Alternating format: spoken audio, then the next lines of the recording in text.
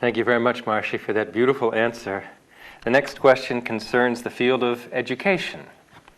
Last week, Maharshi gave a very profound exposition on total knowledge and how it can be taught to students. Maharshi said, quote, "We can teach a child one word, for 6 months or a year, and he will be the master of total knowledge."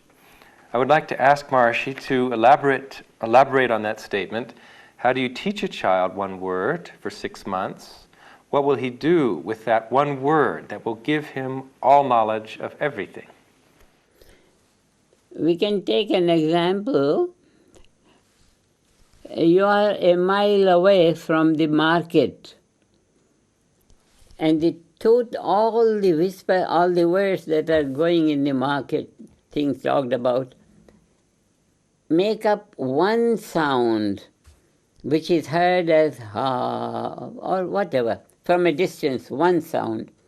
And you enter into it, or you come closer to it, you come closer to the market, From the same one sound, ha, many begin to come up.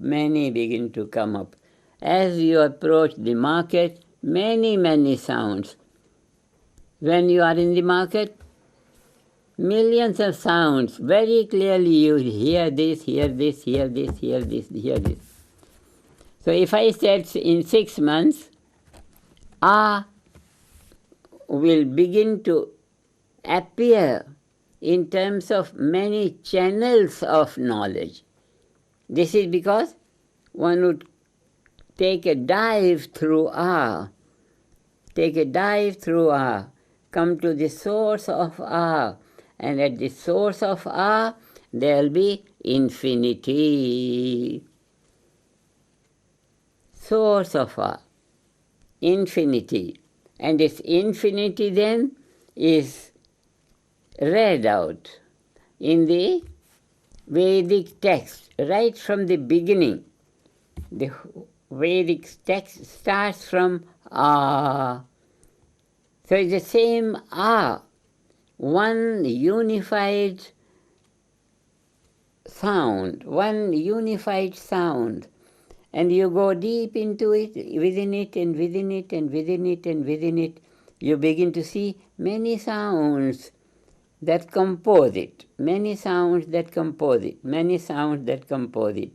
Each sound has a field of knowledge. The total sound has a unified field of knowledge. You take the knowledge to expand. Vedic, I must have said last time, the Vedic theme of education is through two processes. One process is analysis. You have something and you analyze it, expand it. And when you have expanded to infinity, then begin to synthesize it, come back to it.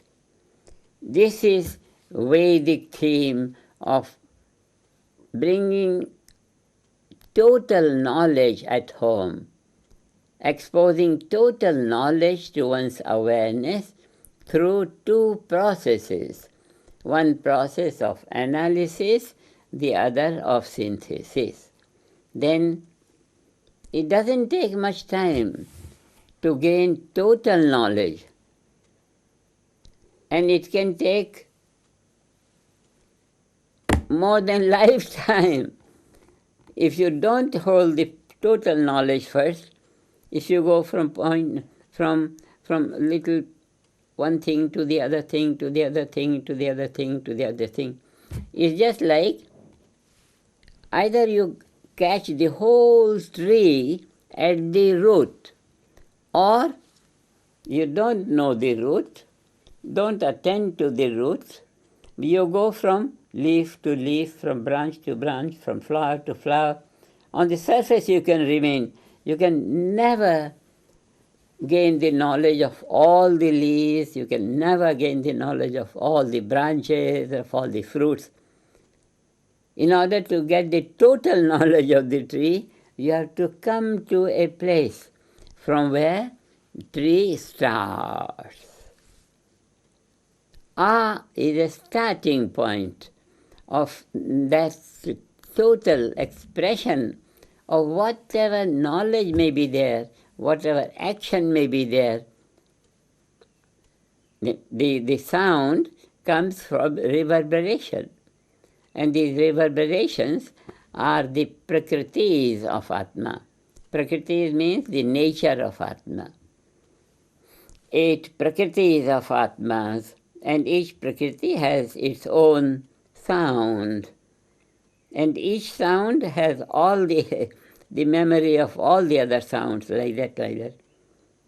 So the whole unity is, we can talk in terms of innumerable smritis. Smritis means this memory. Innumerable memories. And from there, the individuality rising. Rising means giving expression to flow. Flow is sound, then sound comes out. Total sound comes out, and then within more details of anant, unboundedness, unbounded. So is a synthesis of total knowledge, and experiencing means entering into the fabrics of entering into the final values of totality of sound and gaining awareness of the constituents of very systematically. This spreads to us the whole Vedic literature, the whole Vedic, very systematically evolving and very systematically submerging into unity like that. Therefore, through the Vedic approach to knowledge, it is completely natural, normal, simple and easy for everyone to gain the field of total knowledge. This is education. Education in Vedic word is shiksha, which means to unfold. Education is shiksha, to unfold. Whatever is hidden from view, bring it up to vision. Unfoldment of reality. Something is hidden to view. You enter into it, go to it. This is through transcendental meditation. Reach that level where abstraction prevails. Nothingness is there. That is called samadhi or yoga, the field of the unmanifest, which is the totality. You take your awareness, your thinking mind, to experience finer states of thought. You come to the source of thought. From there, you come back to the diversity. Go back to unity, come back to diversity, go back to unity, come back to diversity. Thereby what you are doing? You are training your brain physiology to function in a holistic manner for any thought, for any perception. This is Vedic education. We have opened,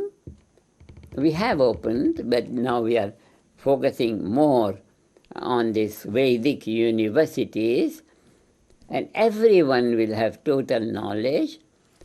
First, in 2, 3, 4, 5, 6 years, total knowledge, complete total knowledge. And then, if he wants to know how to put the nut and bolt and become an engineer and how to do this, in any profession, he will be expert if he has gone through this knowledge, total knowledge, in his own awareness. This is the Vedic University, which will have faculty of all the different fields of knowledge. But total knowledge will prevail in the channel of any specific knowledge. Knowledge of engineering, knowledge of architecture, knowledge of diseases or this health, protection, this. Total knowledge is the first. It's like you get a seed. In the seed, what you get? You get hollowness. In that hollowness, what you get?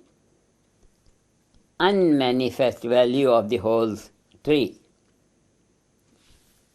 If you have the unmanifest value of the whole tree, you can nurture that hollowness and then create a tree, and then you create a tree, and then you create infinite number of leaves and branches and all that.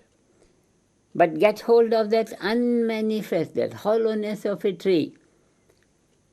The word that I'm emphasizing is unmanifest. Unmanifest. Unified field is an unmanifest field. Unified field is unmanifest in the sense that it is not within any space-time boundary. It's not limited. It's unlimited. Limitations belong to the boundaries. We are talking here of that level of intelligence which has no boundary, unboundedness. Through experience of transcendental meditation, it opens to one's awareness, and once it has opened to one's awareness, we are in the lively, unmanifest, lively nothingness, and that lively nothingness is the total infinity in terms of variety. This is education. This is education. This is education. Where the education, these experts today, these universities and all that, whether they understand it today or they understand 100 years later, this is the field of total knowledge. And that will be the generation which will have total knowledge. That means problem-free action, mistake-free life, suffering-free life. Everything depends on education.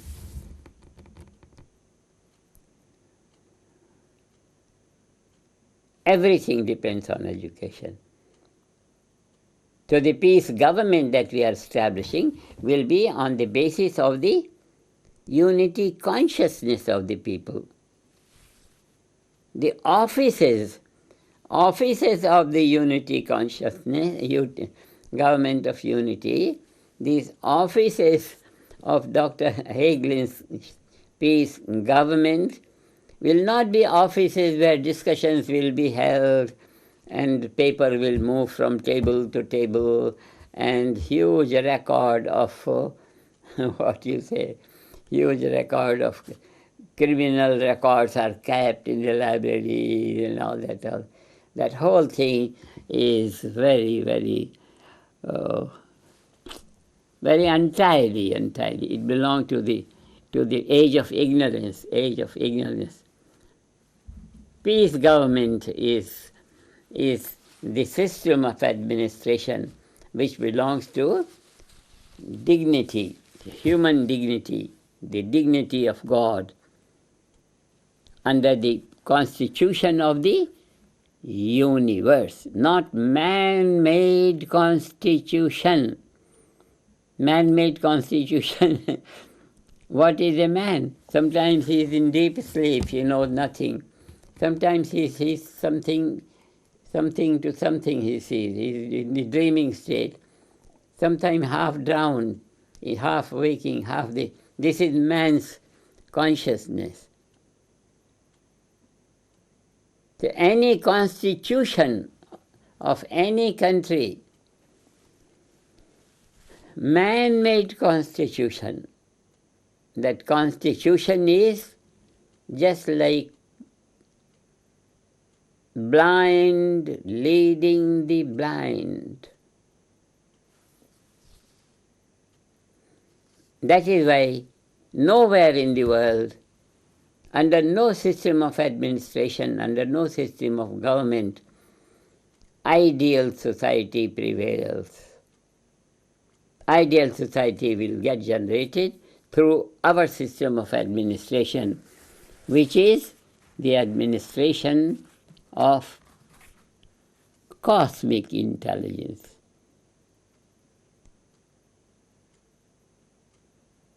Constitution of the universe, the will of God, such a beautiful expression. Let's quickly get on to this blissful state of guiding light of our human life, guiding light of perfection. Let's get on to that, and let's inform our friends whom we like, inform them. And don't inform those whom we don't like. It's a very good thing. These questions bring out such beautiful things for us to talk, Dr. Hagelin.